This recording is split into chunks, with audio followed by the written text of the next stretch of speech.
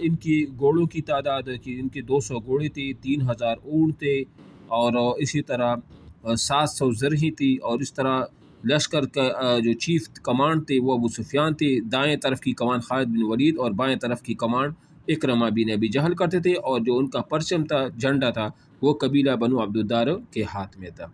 اس کے بعد ہے کہ مکی لشکر کی روانگی۔ اس بھرپور تیاری کے بعد مکی لشکر نے اس حالت میں مدینے کا رخ کیا کہ مسلمانوں کے خلاف غم و غصہ اور انتقام کا جذبہ ان کے دلوں میں شعلہ بن کر بڑا اٹھ رہا تھا، اور یہ جو عنقریب پیش آنے والی جنگ کی خونریزی اور شدت کا پتہ دے رہا تھا۔ مدینے میں اطلاع۔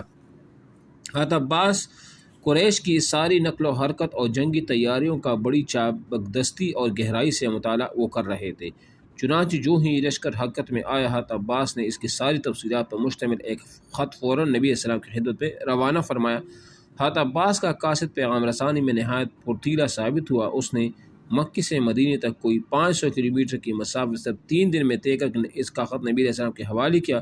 اس وقت آپ مسجد قباء میں تشریف فرما تھے۔ تو اس کو بھی آپ نوٹ کر لیں کہ جنگ احد کی مشرکین کی تیاری کی خبر وہ کس نے آپ علیہ السلام کو پہنچائی تھی؟ حضرت عباس نے ایک قاصد کے ذریعے، اور وہ قاصد قباء میں مسجد میں آپ علیہ السلام کے ساتھ ملا تھا، اور وہ خط پڑھا ہے جو عباس نے لکھ کر آپ علیہ السلام کے پاس وہ بھیجا تھا، ٹھیک ہے نا۔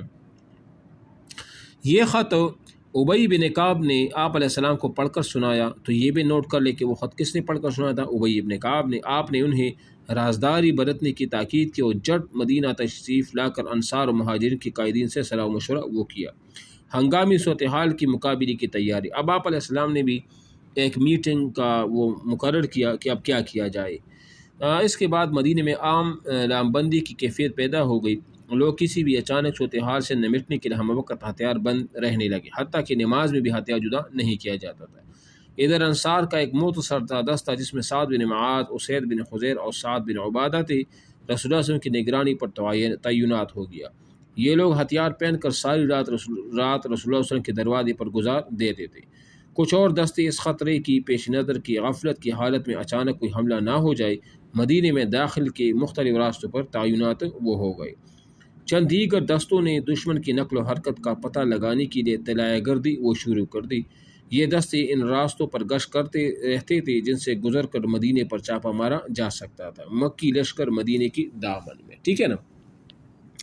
ادھر مکی لشکر معروف کاروانی شاہراہ پر چلتا رہا۔ جب ابوا پہنچا تب ابو سفیان کی بیوی ہندہ بنت عتبہ نے یہ تجویز پیش کی کہ رسول اللہ صلی اللہ علیہ وسلم کی والدہ کی قبر اکھیڑ دی جائے، لیکن اس دروازے کو کھولنے کی جو سنگین نتائج نکل سکتی تھی، اس کے خوف سے قائدین لشکر نے یہ تجویز منظور نہ کی۔ اس کے بعد لشکر نے اپنا سفر بدستور جاری رکھا، یہاں تک کہ مدینے کے قریب پہنچ کر پہلے وادی عقیق سے گزرا، پھر کسی قدر داہنے جانب کترا کر کوئی احد کے قریب عینین نامی ایک مقام پر جو مدینہ کے شمال میں وادی قنات کے کنارے ایک بنجر زمین ہے پڑاؤ ڈال دیا۔ یہ جمعہ 6 شوال سن 3 ہجری کا وہ واقعہ ہے۔ تو یہ بھی نوٹ کر لے کہ جنگ احد 3 ہجری کا واقعہ ہے۔ کس کا کب کا واقعہ ہے؟ 3 ہجری کا واقعہ ہے، ٹھیک ہے نا، اس کو نوٹ کر لے۔ مدینے کی دفاعی حکمت عملی کے لیے مجلس شورا کا اجلاس۔ اب آپ علیہ السلام نے ایک مجلس کا انعقاد کیا کہ اب کیا کیا جائے۔ تو مدینے کے ذرائع اطلاعات کی مکی لشکر کی ایک ایک خبر مدینہ منورہ پہنچا رہے تھے، حتیٰ کہ اس کی پڑاؤ کی بابت آخری خبر بھی آ پہنچی۔ اس وقت رسول اللہ نے فوجی ہائی کمان کی مجلس شورا منعقد فرمائی، جس میں مناسب حکمت عملی اختیار کرنے کے لیے صلاح مشورہ کرنا تھا۔ آپ نے انہیں اپنا دیکھا ہوا ایک خواب بتلایا۔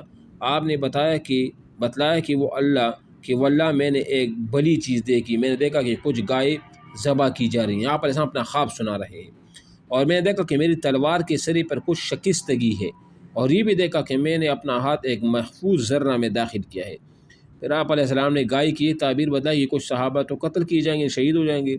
تلوار میں شکستگی کی یہ تعبیر بتائی کہ آپ علیہ السلام کے گھر کا کوئی آدمی شہید ہوگا، اور وہ کون تھا؟ حضرت حمزہ رضی اللہ تعالیٰ عنہ تھے۔ اور محفوظ ذرہ کی یہ تعبیر بتلائی کہ اس سے مراد شہر مدینہ ہے۔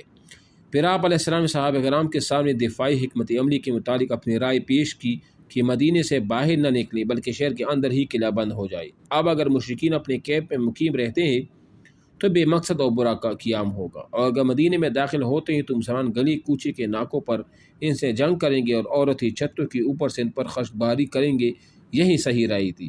اور اسی رائے سے عبداللہ ابن ابی رئیس المنافقین نے بھی اتفاق کیا، جو اس مجلس میں خزرج کے ایک سرکردہ نمائندے کی حیثیت سے شریک تھا، لیکن یہ تو تھا منافق۔ لیکن اس کے اتفاق کی بنیاد یہ نہ تھی کہ جنگی نقطہ نظر سے یہ صحیح موقف تھا، بلکہ اس کا مقصد یہ تھا کہ وہ جنگ سے بھی دور رہے اور اس کو اس کا احساس بھی نہ ہو۔ لیکن اللہ کو کچھ اور ہی منظور تھا، اس نے چاہا کہ یہ شخص اپنے رفقا سمیت پہلی بار سریعام رسوا ہو جائے اور ان کی کفر اور نفاق پر جو پردہ پڑا ہوا ہے وہ ہٹ جائے، اور مسلمانوں کو اپنی مشکل ترین وقت میں معلوم ہو جائے کہ ان کی آستین میں کتنے سانپ رینگ رہے ہیں۔ بات سمجھ آ رہی ہے آپ لوگوں کی نہیں؟ چنانچہ فضلائے صحابہ کی جماعت نے جو بدر میں شرکت سے رہ گئی تھی بڑھ کر نبی اسلام کو مشورہ دیا کہ میدان میں تشریف۔ اب وہ لوگ جو بدر میں شامل نہیں ہوئے تھے، انہوں نے آپ علیہ السلام سے یہ درخواست کی کہ نہیں، ہم اندر نہیں لڑیں گے مدینے کے اندر، بلکہ آج تو موقع ہے، ہم باہر جو ہے ان کے ساتھ وہ لڑیں گے۔ اور انہوں نے اپنی اس رائے پر سخت اصرار کیا، حتیٰ کہ بعض صحابہ نے کہا، اے اللہ کے رسول، ہم تو اس دن کی تمنا کیا کرتے تھے کہ اور اللہ سے اس کی دعائیں مانگا کرتے، اب اللہ نے یہ موقع فراہم کر دیا ہے اور میدان میں نکلنے کا وقت آ گیا ہے، تو پھر آپ علیہ السلام دشمن کے مد مقابل ہی تشریف لے چلے اور یہ نہ سمجھے کہ ہم ڈر گئے ہیں۔ ان گرم جوش حضرات میں خود رسول اللہ کے چچا حمزہ بن عبد المطلب سر فہرست تھے، جو معرکہ بدر میں اپنی تلوار کا جوہر دکھلا چکے تھے۔ انہوں نے بھی اسلام سے عرض کیا کہ اس ذات کی قسم جس نے آپ پر کتاب نازل کی، میں کوئی غذا نہ چکوں گا یہاں تک کہ مدینے سے باہر اپنی تلوار کے ذریعے ان سے دو ہاتھ وہ کروں۔ رسول اللہ صلی اللہ علیہ وسلم نے اکثریت کی اصرار کے سامنے اپنی رائے ترک کر دی، اور آخری فیصلہ یہی ہوا کہ مدینے سے باہر نکل کر کھلے میدان میں معرکہ آرائی وہ کی جائے۔ بات سمجھ آ گئی آپ کو؟ اچھا جی، اب